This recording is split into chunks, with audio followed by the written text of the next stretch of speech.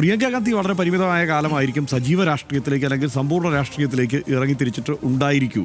പക്ഷേ ഇന്ത്യയിലെ ഏറ്റവും പ്രധാനപ്പെട്ട രാഷ്ട്രീയ കുടുംബത്തിലെ അംഗം എന്ന നിലയ്ക്ക് രാഹുൽ ഗാന്ധിയുടെ സഹോദരി എന്ന നിലയ്ക്ക്, സോണിയാഗാന്ധിയുടെ മകൾ എന്ന നിലയ്ക്ക് ഇന്ന് ഇന്ത്യൻ രാഷ്ട്രീയത്തെ ഏറ്റവും സജീവമായി മുന്നോട്ട് ചലിപ്പിക്കുന്ന പ്രധാനപ്പെട്ട നേതാക്കളുടെ ഒപ്പം അതിൻ്റെ ഒപ്പം തന്നെ തലയെടുപ്പുള്ള നേതാവാണ് പ്രിയങ്ക ഗാന്ധി.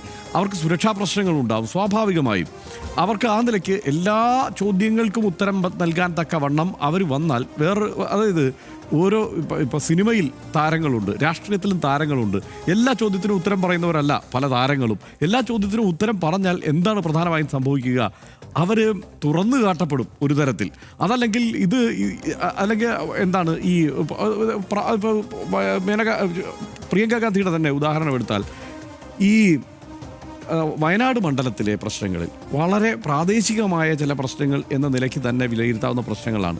അതിനുത്തരം വേണമെന്ന് നമ്മൾ ശഠിക്കേണ്ടതുണ്ടോ എന്നുള്ളതാണ് എൻ്റെ ഒരു സംശയം. അതിനു പകരം ആ കാര്യത്തിന് ഇവിടെ വി.ഡി. സതീശനോ സണ്ണി ജോസഫോ ഒക്കെ ഉത്തരം, അല്ലെങ്കിൽ വയനാട്ടിലെ നേതാക്കന്മാരോ ഒക്കെ ഉത്തരം പറയട്ടെ.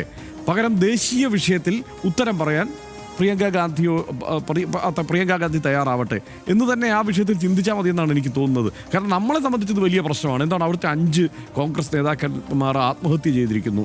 അവിടുത്തെ ഗ്രൂപ്പിസത്തിൻ്റെ ഭാഗമായിട്ടൊക്കെയാണ് ഈ പ്രശ്നങ്ങളിൽ അവർ ചെന്ന് കുടുങ്ങുന്നത്, സാമ്പത്തിക പ്രശ്നങ്ങളിൽ കുടുങ്ങുന്നത്. അങ്ങനെ അവർ ആത്മഹത്യ ചെയ്തിരിക്കുന്നു.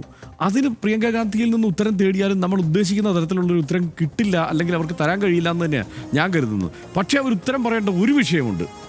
അത് പ്രധാനമായും ഈ ബി.ഡി. ബിഹാർ വിവാദമാണ്. കാരണം കേരളത്തിൽ നിന്ന് പൊട്ടിപ്പുറപ്പെട്ട ഒരു വിവാദമാണ് ബി.ഡി. ബിഹാർ വിവാദം. ബീഹാർ തെരഞ്ഞെടുപ്പിന് തൊട്ട് മുമ്പ്, അതായത് ബീഹാറിൽ അതിഗംഭീരമായ ഒരു ജനകീയ മുന്നേറ്റം രാഹുൽ ഗാന്ധി നടത്തിയിരിക്കുന്നു.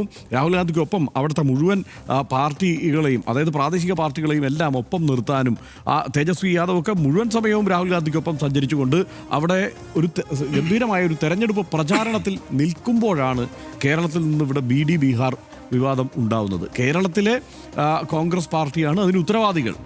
ആ വിഷയത്തിൽ പ്രിയങ്ക ഗാന്ധി പക്ഷേ സംസാരിക്കേണ്ടതുണ്ട്. എല്ലാവരും പ്രതീക്ഷിക്കുന്നത് അതാണ്. ആ വിഷയത്തിൽ പ്രിയങ്ക ഗാന്ധിയുടെ ഒരു മറുപടിയുണ്ട്. കാരണം പ്രിയങ്ക ഗാന്ധി പ്രതിനിധീകരിക്കുന്നത് കേരളത്തിലെ കോൺഗ്രസിനെ കൂടിയാണ് ദേശീയ തലത്തിൽ നോക്കിയാൽ.